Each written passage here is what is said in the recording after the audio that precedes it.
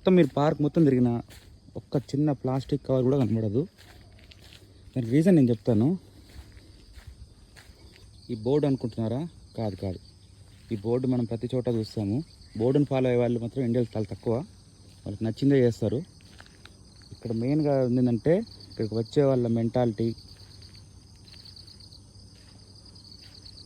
Morning జనరల్గా మనిషి స్వభావం ఎలా ఉంటుందంటే, ఒకరు ఫాలో అయితే చాలామంది ఫాలో అవ్వడానికి చాలామంది రెడీగా ఉంటారు.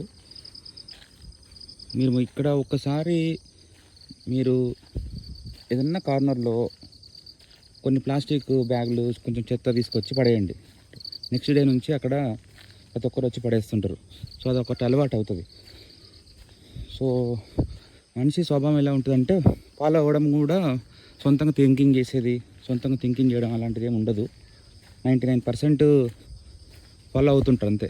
సో చెత్త ఇప్పుడు రోడ్డు సైడ్ కూడా మనము ఎక్కడ పడితే అక్కడ పడేయలేము. అందరూ ఒకటే దగ్గర పడేస్తారు. అంటే అది ఒకడు బిగిన్ చేస్తాడు, వాని నుంచి ఇంకోడు. ఆ ఫస్ట్ వాడు మనకు చాలా డేంజరస్ ఫెలో. వాడు కూడా తెలియదు మనకి, కష్టం దొరకడం కష్టమే. బట్ వాడు చాలా తెలివిగా ఎవరు లేనప్పుడే వేస్తాడు.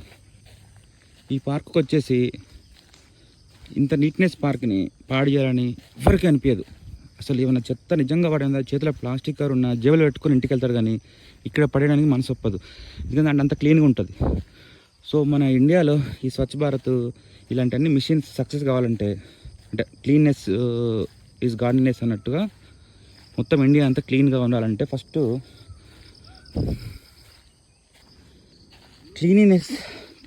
క్లీన్గా ఉంటే ఎలా ఉంటుంది అంటే the best cleaning, the best environment ఉంటే ఎలా ఉంటుందో ఒక్కసారి మనము ప్రజలకి రుచి చూపించామంటే అది ఫాలో అవుతారు. అది ఫాలో అయ్యేలా చేయాలి మనం.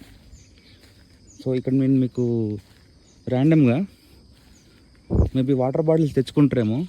సో వాటర్ బాటిల్స్ వేయడానికి ఒక డస్ట్బిన్ లాగా ఎక్స్క్లూజివ్లీ వాటర్ బాటిల్సే కనబడుతున్నాయి మనకి. ఎందుకంటే వాళ్ళు ఎక్కువ అవే తెచ్చుకుంటారు వచ్చు జనాలు, ఇక్కడికి వచ్చే వాకర్స్.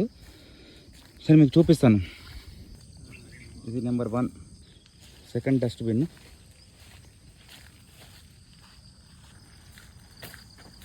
నెంబర్ 3